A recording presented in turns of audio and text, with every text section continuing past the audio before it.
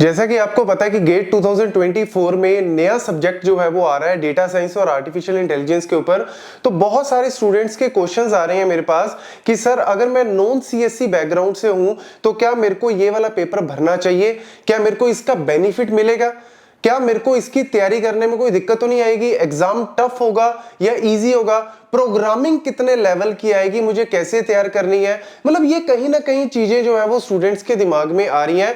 तो मैंने सोचा कि इसके ऊपर पूरी वीडियो बना दी जाए कि कैसे आप प्रिपरेशन कर सकते हो गेट 2024 डीए पेपर की, that is data science and artificial intelligence. तो सबसे पहले जो इंपॉर्टेंट क्वेश्चन है उसी का आंसर सुन लो कि अगर आप नॉन सीएससी बैकग्राउंड से बिलोंग करते हो तो यार इस पेपर को जरूर भरो। मतलब जैसा अगर मैं बात करूं डीए का पेपर कौन भर सकता है, कंप्यूटर साइंस के अलावा इलेक्ट्रॉनिक्स वाले स्टूडेंट्स इसका पेपर भर सकते हैं, मैकेनिकल वाले भर सकते हैं, इलेक्ट्रिकल वाले इसका पेपर भर सकते हैं, मैथ्स और स्टैट्स वाले भर सकते हैं। तो ये कहीं ना कहीं जो है वो ये आपकी जो इंटरडिसिप्लिनरी जो है वो कहीं ना कहीं चीजें आ रही है। उसका रीजन क्या है, जॉब्स का जो नेचर है। अब जॉब्स का नेचर जो है वो चेंज हो रहा है due to artificial intelligence, machine learning. तो उसकी वजह से हम ये नहीं कह सकते कि यार ये सिर्फ कंप्यूटर साइंस वाला बंदा ही कर सकता है या ये काम सिर्फ इलेक्ट्रॉनिक्स डिग्री वाला बंदा ही कर सकता है। नहीं, अब जो जॉब्स है वो इंटरडिसिप्लिनरी है। तो कहीं ना कहीं इस चीज का जो है वो गेट वालों को भी पता है कि यार मेरे को इसमें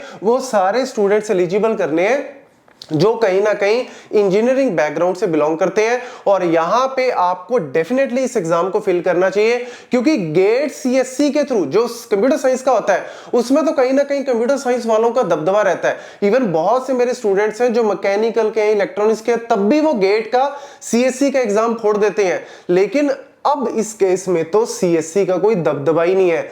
रीजन पता है क्या है, अगर आप मेरे से पूछो सर इस एग्जाम में क्या आएगा, इस एग्जाम में जब इस एग्जाम को आप देने जाओगे तो इस एग्जाम में किस चीज का दबदबा रहेगा, इसका जो सिलेबस अगर आपने ध्यान से देखा हो तो इसका सिलेबस देखो, probability and stats, linear algebra है, कैलकुलस एंड ऑप्टिमाइजेशन, प्रोग्रामिंग कौन सी है, Python, data structure algo, database management system and warehousing, machine learning, AI. अगर मैं इसको पूरे को समराइज करूं, एनालाइज करूं ना, तो आप ध्यान से सुनो, पूरे में से 80% सिलेबस पता है क्या है, मैथ्स एंड स्टैट। 80% सिलेबस है। इसमें कंप्यूटर साइंस का कहां से रोल आ गया यार, 80 से भी ज्यादा ही है कहीं ना कहीं। सिर्फ कंप्यूटर साइंस का रोल आप मैक्सिमम टू मैक्सिमम 20% कह सकते हो। तो यार फिर इसमें कहां से कंप्यूटर साइंस का फंडा आ गया।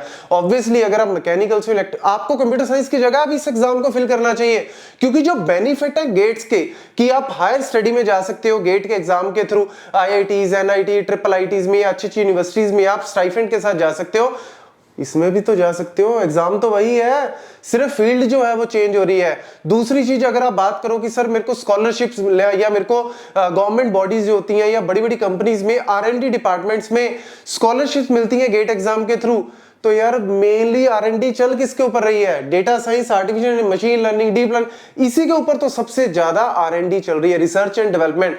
तो ऑब्वियसली आपके चांसेस तो और भी ज्यादा कहीं ना कहीं गवर्नमेंट, अगर आप बाहर की यूनिवर्सिटीज में भी ट्राई करते हो हायर स्टडीज के लिए तो ये तो गेट एग्जाम तो वैसे ही वहां पे इतना वैलिड है। चाहे जर्मनी की बात करो, जापान, सिंगापुर, बहुत सारी ऐसी यूनिवर्सिटी जो इसको वैलिड स्कोर मानती है, इसका स्कोर जो है वो मानती है। तो यार वहां पे भी आपके पास, क्योंकि सब जगह एआई, आर्टिफिशियल इंटेलिजेंस और मशीन लर्निंग की चल रही है। प्राइवेट कंपनीज की बात कर लो, गवर्नमेंट बॉडीज की बात कर लो, सब जगह आरएनडी में सबसे ज्यादा टॉप पे यही है।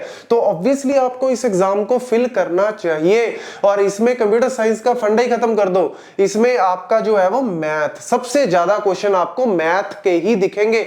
अरे यार ये क्या है, मैथ प्रोबेबिलिटी स्टैट्स, इसमें वही सारी डिस्ट्रीब्यूशन आ गई, बेसिक प्रोबेबिलिटी स्टैट्स आ गई, लीनियर अलजेब्रा, सारा आपके मैट्रिसेस एंड वेक्टर्स का फंडा आ गया, आइगन वैल्यू, आइगन वेक्टर्स का फंडा आ गया, कैलकुलस, डेरिवेशंस आ गई, प्रोग्रामिंग जो पाइथन है कोई भी कर सकता है। इसमें सी प्लस प्लस, जावा से डर लगता है, पाइथन तो यार बच्चा भी कर सकता है आज के टाइम पे, इतनी आसान हो गई है। पाइथन लैंग्वेज से बिल्कुल भी डरने की जरूरत नहीं है, इतना इजी और इतनी मजेदार लैंग्वेज है, आप इजीली सीख सकते हो। डेटा स्ट्रक्चर एंड एल्गोरिथम, ये जरूर पोर्शन है कंप्यूटर साइंस का है बट इसमें भी कोई फंडा नहीं है यार। इसमें भी बेसिकली एल्गोरिथम में जो रेफरेंस रिलेशंस वगैरह वो सारा मैथ ही है। बाकी की कहानी तो थ्योरी है, जो आप इजीली थ्योरी के कॉन्सेप्ट को अच्छे से पढ़ सकते हो। और वैसे भी चैनल पे मैंने सारे कॉन्सेप्ट्स अच्छे से बता रखे हैं, आप आराम से पढ़ सकते हो, कोई मर्जी बैकग्राउंड से बिलोंग करते हो। देन डेटाबेस मैनेजमेंट सिस्टम, ये जरूर थोड़ा सा थ्योरेटिकल है, बट इसमें भी कोई ज्यादा फंडा नहीं है, इजीली समझ सकते हो। मतलब मैं सच बता रहा हूं, मैंने जो वीडियोस इसमें बनाई है, मैं अपनी तारीफ नहीं कर रहा खुद की, बट मैं इतना जरूर बता सकता हूं अपने बच्चों की फीडबैक से, कमेंट से ही, कि अगर 10th क्लास का बच्चा भी इसको पढ़ लेना, 10th क्या 8th का भी पढ़ लेना, उसको भी समझ आ जाएगी। मैंने इस हिसाब से इन कॉन्सेप्ट्स को पढ़ाया हुआ है। फिर अगर बात करें मशीन लर्निंग, इसमें भी आपका जो रिग्रेशन, लीनियर रिग्रेशन, आपके जो सारे के सारे कॉन्सेप्ट स्टैट्स वाले, कहीं ना कहीं बेसिक मैथ ही आ जाता है। और फिर एआई में सबसे ज्यादा कॉन्सेप्ट है लॉजिक्स का, प्रेडिकेट्स के बारे में आपसे पूछा जाए तो वो सारा लॉजिक वाला कॉन्सेप्ट ही अगेन क्या आ गया, मैथमेटिक्स का कॉन्सेप्ट आ गया, सैंपलिंग आ गया, कहीं ना कहीं आपकी जो है वो ये सारी अप्रॉक्स इन्फ्रेंस आ गया। ये सारी चीजें जो है वो आपकी कहीं ना कहीं बेसिक मैथ डेरिवेशंस है।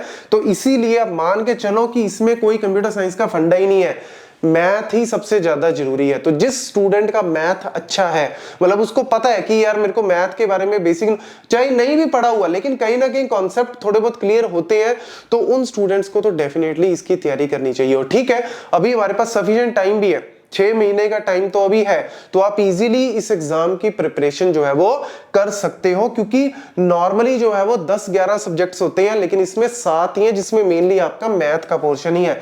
और यहां पे मैंने आपके जस्ट एक थोड़ा सा पुश करने के लिए कि आप तैयारी स्टार्ट करो इस एग्जाम की, मैंने जो सारे सब्जेक्ट्स की जो बाइबल बुक्स कह देते हैं ना कि यार इन बुक्स के अलावा कुछ है ही नहीं, सबसे ज्यादा कॉन्सेप्ट इन्हीं बुक्स में से है, मैंने सारों की बाइबल बुक्स की आपको पीडीएफ जो है वो इनके लिंक डाल दिए हैं।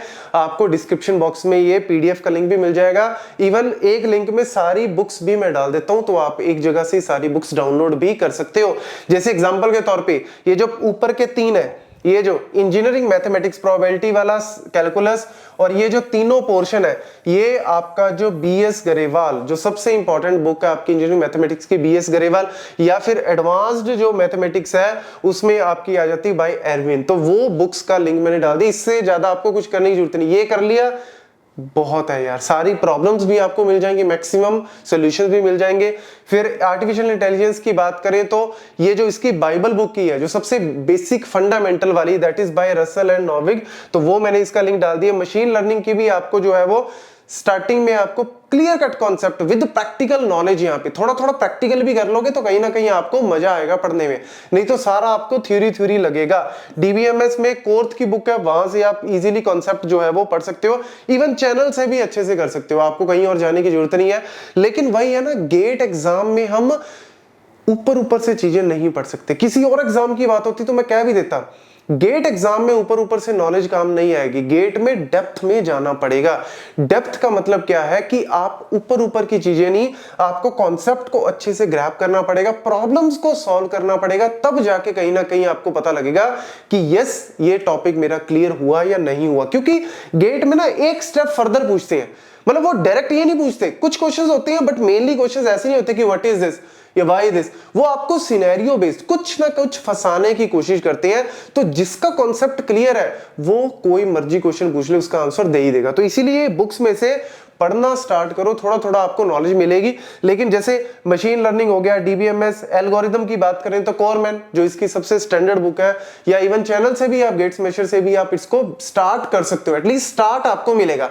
आप एक तो बीएस गरेवाल से आप बेसिक मैथ स्टार्ट कर दो, इंजीनियरिंग मैथ, वो 3 आपके प्रोबेबिलिटी, स्टैट, कैलकुलस और लीनियर अलजेब्रा, वहां से स्टार्ट कर दो, लीनियर अलजेब्रा से आप स्टार्ट कर दो। साथ साथ आप जो है वो डीबीएमएस या फिर जो आपके एल्गोरिथम है उसको आप चैनल से टॉपिक के हिसाब से, टॉपिक जो है वो आपको पता है कि गेट में क्या सिलेबस है इसके डीए के पेपर में, टॉपिक वाइज आप स्टार्ट कर सकते हो। पाइथन के लिए भी मैंने जो है वो सारी वीडियोस बनाई हुई है, जितने भी बेसिक कॉन्सेप्ट्स हैं पाइथन के सारे कवर किए हुए हैं, विद एग्जीक्यूशन बनाई हुई है, तो आप उसको भी वहां से कवर कर सकते हो।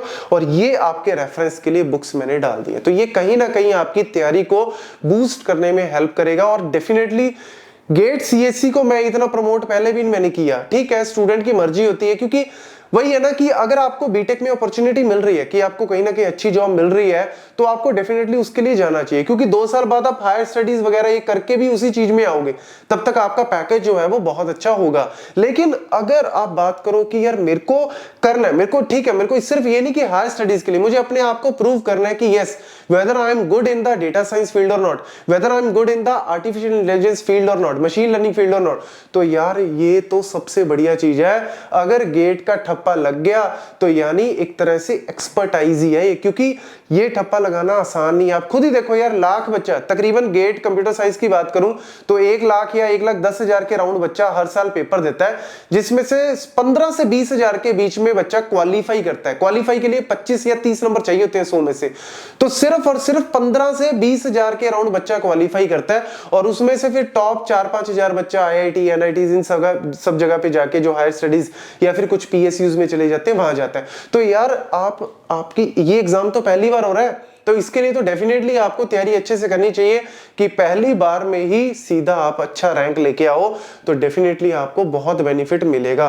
कल को जॉब्स भी कंपनीज वगैरह जो है वो सारी की सारी आर्टिफिशियल इंटेलिजेंस, मशीन लर्निंग ये चीजें पूछ ही रही है। बेसिक सॉफ्टवेयर डेवलपमेंट तो है ही, लेकिन ये अगर आप दिखाते हो ना कि yes I am GATE qualified in data science and algorithm, तो सामने वाले को भी लगेगा कि यार बंदे में दम है, क्योंकि इस एग्जाम को क्वालिफाई करना कोई इतना आसान तीर तुक्के वाला काम नहीं है।